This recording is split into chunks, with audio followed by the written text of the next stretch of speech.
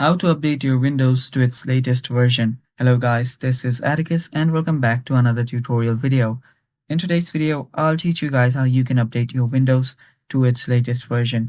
Now you might have gone to your settings and Windows Update, and you might have updated your Windows from here. And that is completely fine. And after you've updated it, you might have gone to your systems. After you went to your system, you might have noticed that the version has not been changed. So that might mean that your Windows update has not been complete.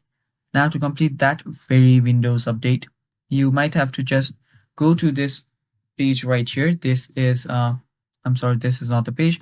This is, okay. So you might just want to go to this link right here, and you might want to download this Windows Assistant that is, software update assistant.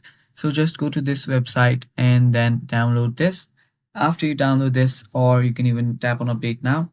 After you do that, your versions will get up to date. And yeah, you'll basically have to run the file that you just downloaded. Since my Windows is currently up to date, I'm not doing so.